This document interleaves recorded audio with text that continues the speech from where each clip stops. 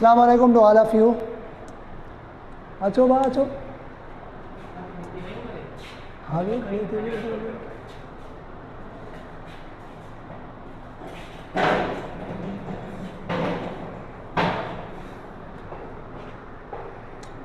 So we are going to discuss. अब खुश आयो अरे सही है पढ़ूँ okay. We are going to discuss about errors and how to avoid different kinds of errors. So this is our second lecture. We already discussed some errors. So our first sentence is, he is working hard with a view to win this match. With a view to win this match. कि वो मेहनत कर रहा है इस नज़रिए से कि वो मैच को विन कर सके। ये विद अ व्यू टू मतलब कि इस नज़रिए से। जब विद अ व्यू टू और लुक फॉरवर्ड टू, देखे वैसे हम टू यूज़ करते हैं तो हम क्या करते हैं, उसके बाद हम जो वर्ब पुट करते हैं मतलब इन्फिनेटिव बन जाता है तो हम first form of verb put करते हैं, वैसे तो हम वो क्या कहते हैं इन्फिनेटिव। मगर ये जब भी ये दोनों phrase with a view to और लुक फॉरवर्ड टू, ये दोनों फ्रेज जब भी किसी सेंटेंस में यूज़ करेंगे उसके बाद जो वर्ब इसे फॉलो करेगा। अभी देखिए यहाँ व्यू है, उसके बाद with a view to win, यहाँ क्या है विन है, यहाँ मीट है। तो जब भी विद अ व्यू टू या लुक फॉरवर्ड टू माना मतलब कि मैं सोच रहा हूँ, मैं ढूंढ रहा हूँ कोई मौका, तो जब भी ये किसी वर्ब को कोई भी वर्ब इन दोनों फ्रेज को फॉलो करे विद अ व्यू टू और लुक फॉरवर्ड टू, तो हम जो वर्ब यूज़ करेंगे ना वो first form of verb use नहीं करेंगे, हम ing form of verb use करेंगे। ओके इंग फॉर्म, ये क्या यहाँ क्या यूज़ किया होगा, winning. Okay with a view to winning this match. Okay उसके बाद ये सेकंड देखें, I look forward to meeting old friends. यहाँ भी मीटिंग होगा क्योंकि ये दोनों ऐसे फ्रेज हैं उनके बाद कोई भी वर्ब आए तो उसकी इंग फॉर्म यूज़ होगी। और आगे चले number third, I cut me shaving this morning. यहाँ देखें आप कहेंगे कि ये वर्ब है, सब्जेक्ट है, उसके बाद ऑब्जेक्टिव केस। जब कोई प्रोनाउन सब्जेक्ट भी वही प्रोनाउन हो और ऑब्जेक्ट भी वो सेम पर्सन हो, देखें अब आई ऑब्जेक्ट क्या है मी, मतलब कि सेम पर्सन है। जब सेम पर्सन हो तो सब्जेक्ट भी सेम पर्सन हो, ऑब्जेक्ट भी सेम पर्सन हो, तो हम क्या करते हैं ऑब्जेक्ट की जगह हम रिफ्लेक्सिव प्रोनाउन यूज़ करते हैं, माई सेल्फ मतलब कि सेल्फ यूज़ करते हैं। अब क्या होगा, I cut my self shaving, यहाँ मी नहीं होगा। मतलब ये नहीं है कि यहाँ फॉर एग्जांपल वर्ब है तो उसके बाद ऑब्जेक्ट मतलब ऑब्जेक्टिव केस नहीं।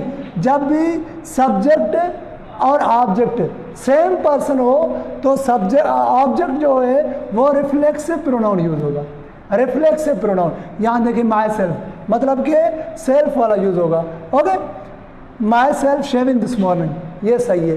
ओके यहाँ देखें यहाँ वी है, we got out of the swimming pool and dried अस।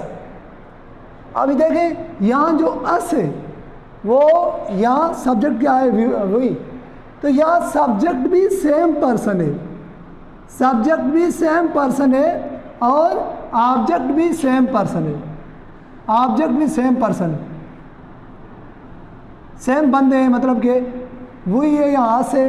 तो जब सब्जेक्ट और ऑब्जेक्ट सेम पर्सन हो तो हम ऑब्जेक्ट की जगह हम रिफ्लेक्सिव प्रोनाउन यूज करते हैं, आवर सेल्फ।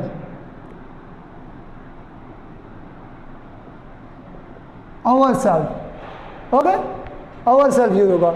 उसके बाद I you and he are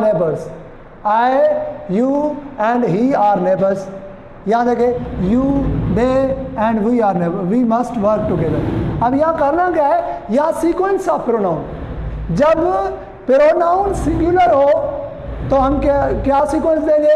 जब प्रोनाउन प्लूरल हो तो हम क्या सीक्वेंस देंगे? अब देंगे यहाँ आई, यू एंड ही। यू तो सिंगुलर भी है, प्लूरल भी है, हमें कैसे पता चले कि ये सिंगुलर है या प्लूरल है? सीक्वेंस सिंगुलर और प्लूरल के मुताबिक देनी पड़ेगी। यहाँ देखें आई देखें सिंगुलर है, ऑफ कोर्स सिंगुलर है। ही भी देखें सिंगुलर है, जी बिल्कुल सिंगुलर है। और यू को भी फिर आप सिंगुलर समझ लें, ठीक है। यहाँ देखें यू प्लूरल, देखो देखें यू को छोड़े फिलहाल, दे प्लूरल है, जी बिल्कुल दे प्लूरल है, वी भी प्लूरल है। तो हम अब यू को भी प्लूरल कंसीडर कर देंगे कि यू भी प्लूरल है। अब जब सेंटेंस में सिंगुलर होगा, प्रोनाउन सब सिंगुलर होंगे तो हम ये सब सिंगुलर है, ये भी सिंगुलर है, ये भी सिंगुलर है, ये भी सिंगुलर। जब सिंगुलर होंगे तो हम कैसे यूज करेंगे? हम पहले सेकंड पर्सन, सेकंड, उसके बाद थर्ड पर्सनल प्रोनाउन, उसके बाद first, second third first. Second मतलब के पहले यू, बाद में थर्ड क्या है? थर्ड ही, लास्ट में फर्स्ट एंड आई। ओके, अब मैं लिख लेता हूं ये फिर से, क्या? You, he and I. Okay, मतलब जब सिंगुलर होंगे तो हम सीक्वेंस कैसे बनाएंगे? पहले यू को, बाद में ही, लास्ट में आई। मतलब कि यहाँ फर्स्ट, पहले सेकंड, थर्ड, बाद में फर्स्ट, सेम जुमला। आर नेबर्स, अभी ये सही हो गया। पहले कैसे लिखा हुआ था? आई पहले फर्स्ट था, फिर सेकंड, फिर थर्ड, ये गलत था। ओके, इसमें देखें you, they and we, you, they and we must work together. अभी पहले क्या है? ये सब प्लूरल है, जैसे मैंने बताया वी भी प्लूरल है, दे भी प्लूरल है, तो यू को आप प्लूरल में कंसीडर कर दें, ठीक है। ये कंसीडर करना होता है, समझना होता है कि सब प्लूरल है तो ये भी प्लूरल है, प्लूरल है। अब प्लूरल को कैसे पुट करते हैं? प्लूरल में पहले हम फर्स्ट पुट करते हैं प्लूरल में। ओके, ये प्लूरल जब हो तो प्लूरल में पहले हम फर्स्ट, बाद में सेकंड, लास्ट में थर्ड पुट कर देते हैं। ऐसे ही फर्स्ट पर्सनल प्रोनाउन मतलब कि वी है, वी, उसके बाद सेकंड यू, उसके बाद थर्ड, तो बाद में हम दे पुट कर देंगे। They must work together, work together मतलब कि सिंगुलर हो तो हम पहले सेकंड, बाद में थर्ड, उसके लास्ट में फर्स्ट। अगर प्लूरल हो तो हम पहले फर्स्ट, फिर सेकंड, फिर थर्ड। ये सीक्वेंस है प्रोनाउंस की, जब सब प्रोनाउंस साथ में यूज हो तो। और देखें let he do whatever he likes to do, ये याद रखिए जब हम लेट यूज करेंगे, लेट के बाद जो भी प्रोनाउन आए तो हम उसको ऑब्जेक्टिव केस में यूज करेंगे।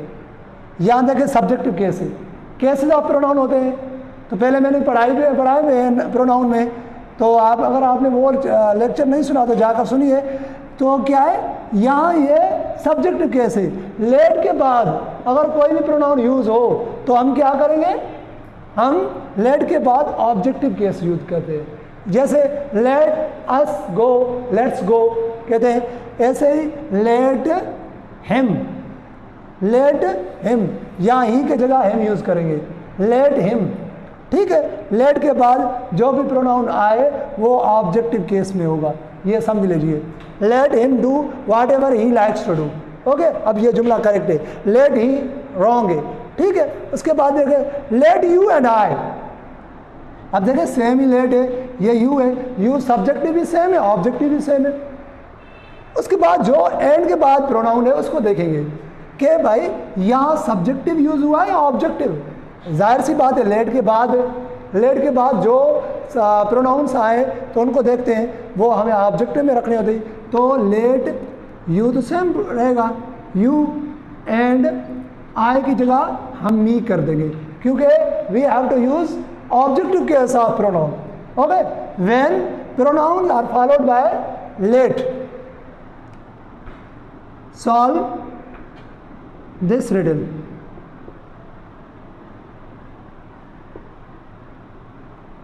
मुश्किलात को हल करने के लिए. ठीक है, अब क्या है कि यहाँ लेट को जब हमने फॉलो प्रोनाउंस आए तो हमने प्रोनाउन ऑब्जेक्टिव केस में रख दिए. मतलब कि जब भी लेट के बाद प्रोनाउंस रखेंगे तो there should be an objective case. Okay, उसके बाद देखें, these books are for he and are. Between he and I are there is an understanding. अब देखें, जब भी प्रोनाउन वर्ब के बाद आए या प्रीपोजिशन के बाद आए, वर्ब के बाद आए या प्रीपोजिशन, वर्ब का बाद में या प्रीपोजिशन का बाद में कोई भी प्रोनाउन अच्छे तक, तो हम क्या करेंगे, तो हम ऑब्जेक्टिव केस पुट करेंगे.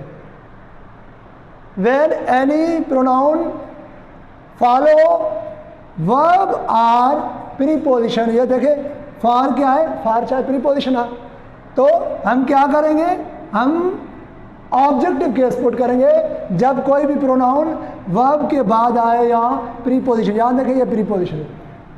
जैसे देखें कि मैं वर्ब के बाद लिख देता हूँ, ही आस्क्ड मी लिखूंगा, आई नहीं लिखूंगा, क्योंकि वर्ब के बाद हम जब भी प्रोनाउन पुट करेंगे तो वो ऑब्जेक्टिव केस में हम पुट करेंगे. ठीक है, अब यहाँ प्रीपोजिशन है तो ये कैसे करेक्ट होगा, these books are for him and me. Okay, मतलब कि प्रीपोजिशन के बाद जब भी प्रोनाउन आए तो वो भी हम ऑब्जेक्टिव केस में पुट करेंगे. ठीक है, बिटवीन ही, अब देखो बिटवीन भी प्रीपोजिशन है. बिटवीन ही, बिटवीन के बाद प्रोनाउंस हमने यूज किए, बिटवीन भी प्रीपोजिशन है. हमने क्या पढ़ा कि प्रीपोजिशन के बाद या वर्ब के बाद प्रोनाउन आए तो हम ऑब्जेक्टिव केस में. ऐसे ही हम करेंगे between him and me. Okay, between him and मी, ये ही का ऑब्जेक्टिव केस क्या बनेगा, हिम, और आई का मी. तो देयर इज एन अंडरस्टैंडिंग. जब भी लेट के प्रीपोजिशन के बाद या वर्ब के बाद प्रोनाउन आए तो हम क्या करेंगे, ऑब्जेक्टिव केस पुट करेंगे. ये सब मैंने डिस्क्राइब कर दिए. ये लेट के बाद भी ऑब्जेक्टिव केस पुट करेंगे. उसके बाद सीक्वेंस ऑफ प्रोनाउन, जब सिंगुलर हो तो हम पहले सेकंड, बाद में सेकंड, फिर थर्ड, फिर फर्स्ट. जब प्लूरल हो पहले first, second, third personal pronoun. Okay, उसके बाद जब सब्जेक्ट और ऑब्जेक्ट सेम बंदे हो, सेम पर्सन हो, तो हम ऑब्जेक्टिव रिफ्लेक्सिव प्रोनाउन बनाकर लिखते हैं. ऑब्जेक्ट जो है वो रिफ्लेक्सिव प्रोनाउन बनाकर लिखेंगे.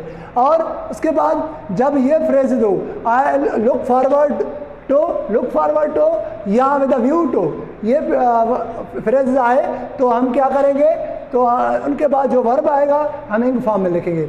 ये थे टोटल सेंटेंसेस जिसमें हमने डिस्क्राइब किया कि एरर्स कैसे दूर रहा जाए. So thank you so much.